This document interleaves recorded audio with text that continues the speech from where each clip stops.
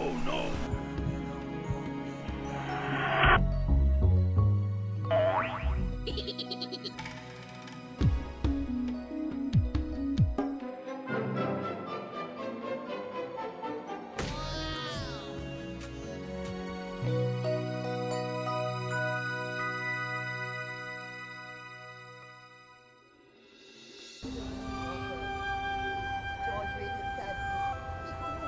Once upon a time,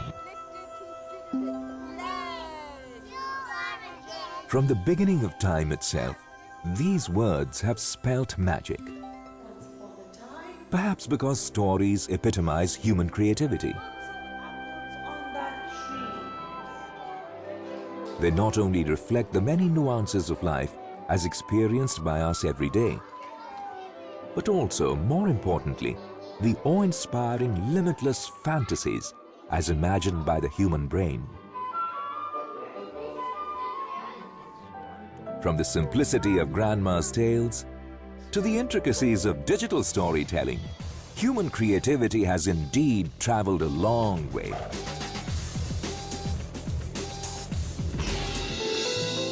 Welcome to the world of animation, the new age avatar of an age-old craft. When I saw Lion King, I cried.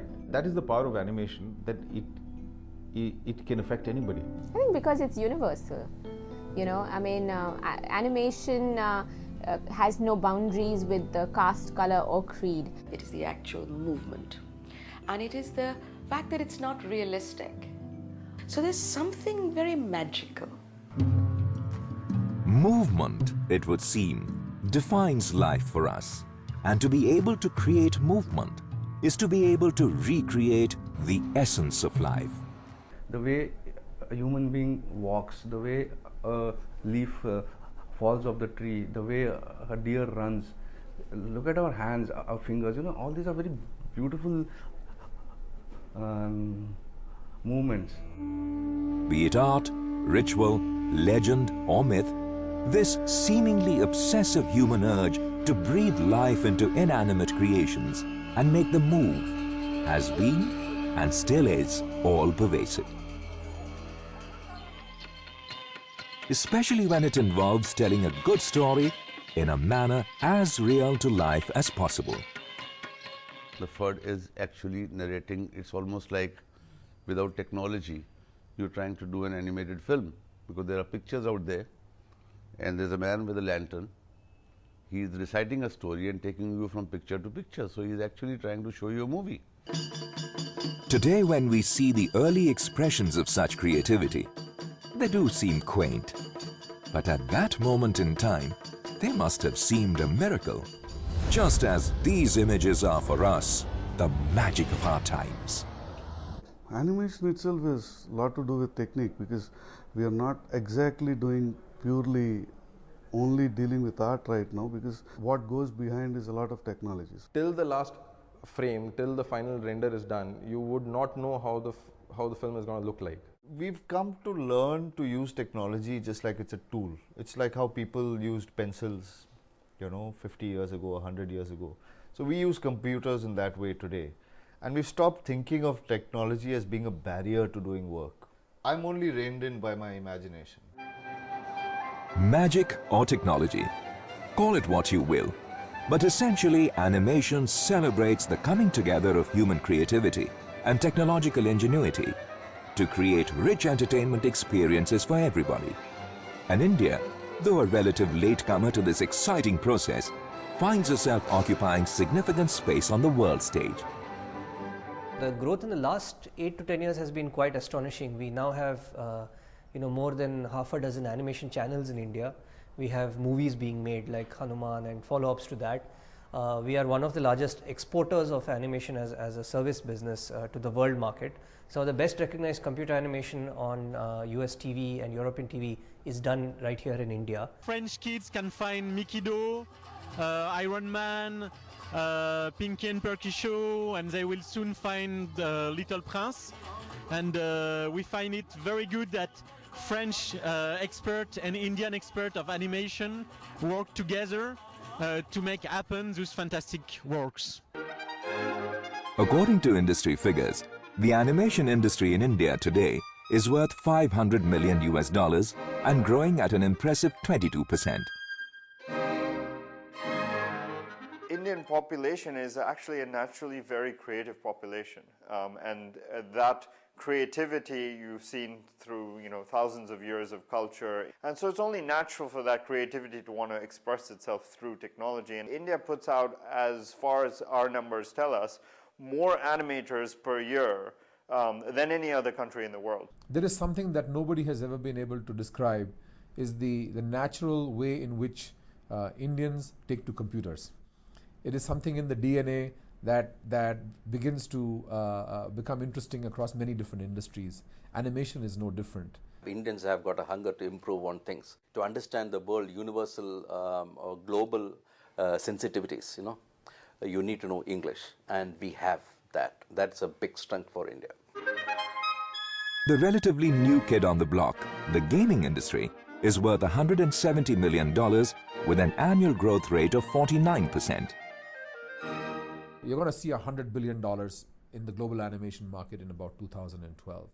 In India, we are still going to land up at about $1 billion if we hit our targets in 2012. And I think that just describes the headroom and the opportunity. It's not just the big companies that are making it, it's also the small companies who are going global and making a mark. I think they realize that the global distributed model of development is the way of the future.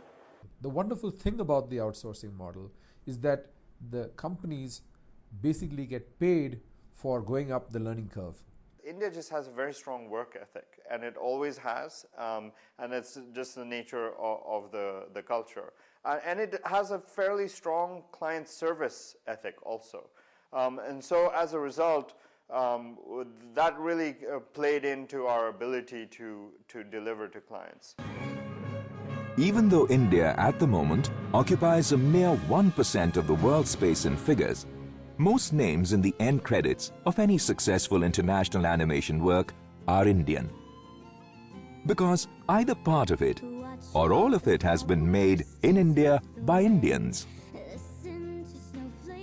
Either as a partner or as a supplier, and we do A to Z, the entire production, and the creative production, technical production, everything. We have evolved along with the technology and with the talent pool. Even within the last 10 years, Mickey Mouse has been animated in India. So India is a huge asset, and it's a tremendous financial and creative advantage for the West.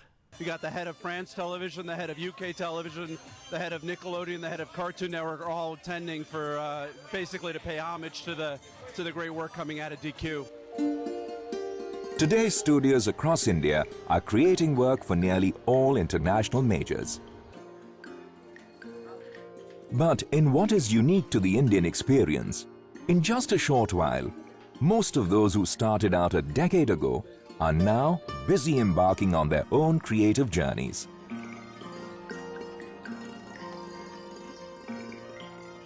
I can create a character which is associated with the Indian kids, and I wanted to make an Indian superhero. Don't rule out your own home market. 1 out of every 6 people in the world is an Indian. More importantly, this large domestic market in the Indian context encourages the Indian idiom and style also to find visibility. We've got more stories than anybody else because we've got such a huge history. Turner's been around in India for over 13 years now, and we pioneered the platform to be offered to the Indian animation fraternity so they can showcase their content on our channel. If you look at last 3 years of animation activity in India, from 95% of the outsourcing, today we came to close to 75% of the outsourcing. Balance is meant for domestic consumption. With the exciting growth which the animation industry is witnessing, one tends to forget how and when it all began in India.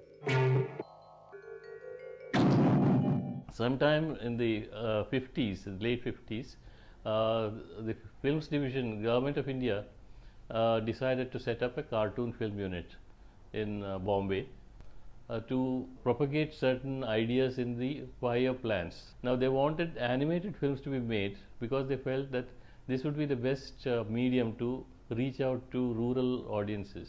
animated characters are more generic and therefore probably ideal for films that are meant for a vast country like India. This legacy still lives on, be it health, education, gender, or environmental issues. Animation continues to be the chosen tool to get across messages for sensitization and advocacy. Animation has come such a long way. As we see these moving, laughing, colorful images, it does seem impossible that somewhere a human hand with a simple pencil drew the first sketch which gave birth to them.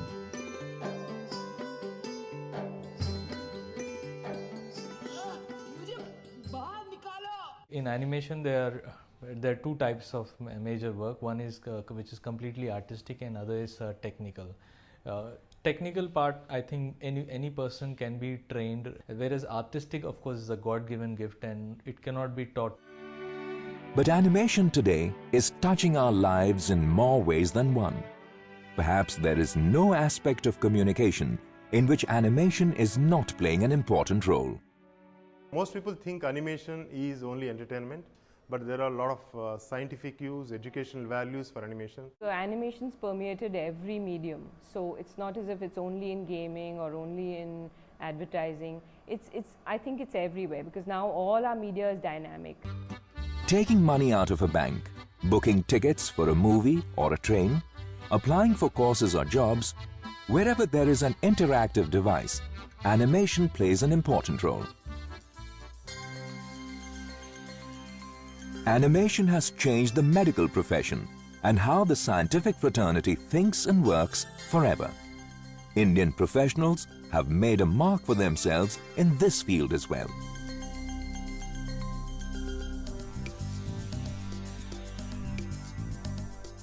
We probably place ourselves in the top quartile of medical graphics companies worldwide, and we constantly win business based on the strength of our graphics. Human activity has over time irrevocably impacted the environment. But now, with the help of animated simulation models, satellite imaging, etc., we can accurately assess the impact of anthropogenic activities on the environment.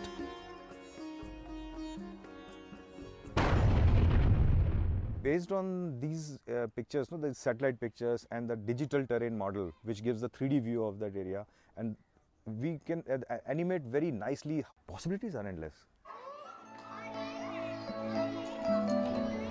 Schools for long were about chalk and talk, but not anymore. Our children, they have grown up in an age and an environment of tremendous stimulation. That's how they learn. You know, that's what hooks them. An ever-increasing growth in demand for distance education translates into a proportional increase in requirement for supportive material, with India fast becoming a hub for its creation. Animation is quite literally constructing liquid architectures in cyberspace. With the boom in construction happened in the last 3-4 years, India has played a good role in terms of architectural walkthroughs. For long, animation has been used to sell nearly anything worldwide, and the Indian advertising industry is no exception.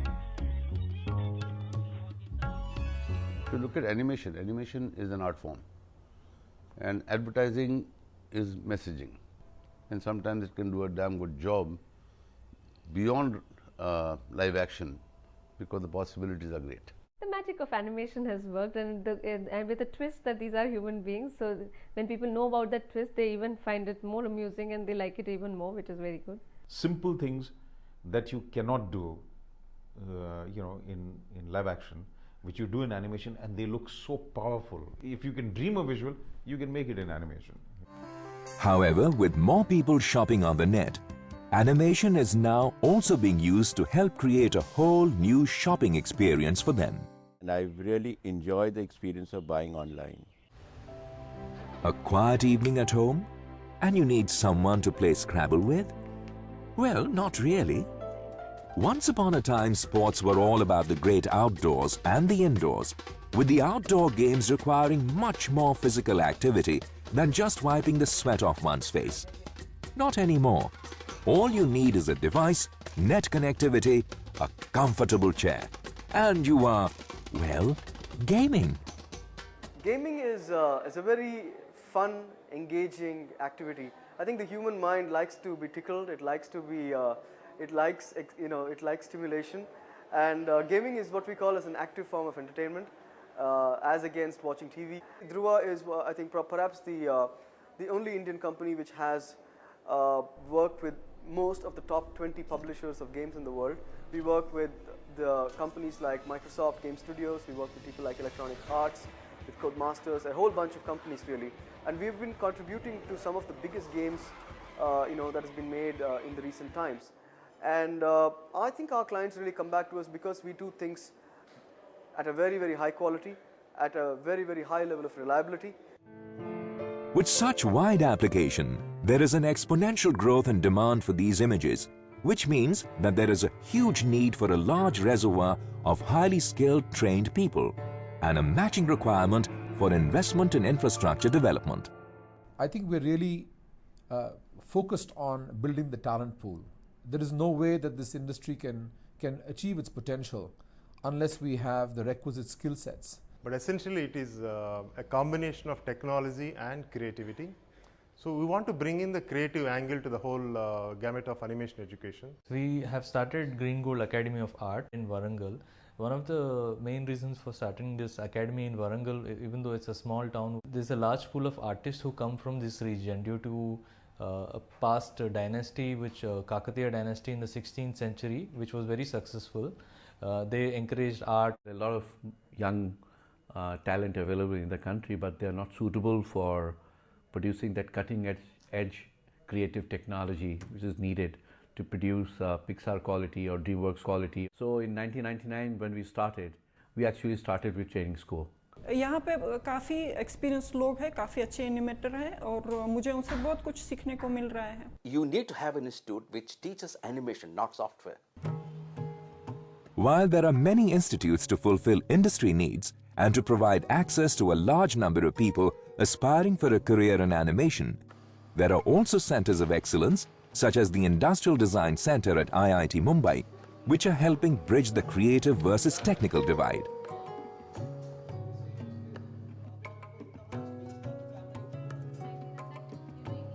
The thrust here is to teach the basics of animation, the core aspects of animation, what is movement, what is timing, what is animation really all about. It's all about organizing space and time and really understanding the essence. And I think then the tool becomes a secondary aspect, and we look at it like that. We're trying to push students to look at animation as a strength that they can develop without really being bogged down by a tool. You put your own thoughts, your expression, your emotions into it, and it's like you breathe life into something, and it's a wonderful experience.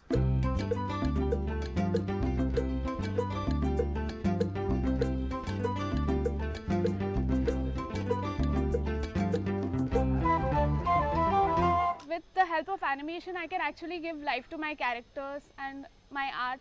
So I was really interested in doing animation. We're looking to find students who have something to say, something very individual to say.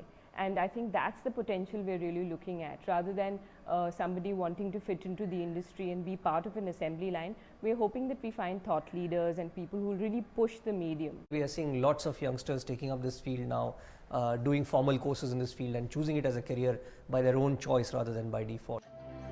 At a recent workshop on animation skills,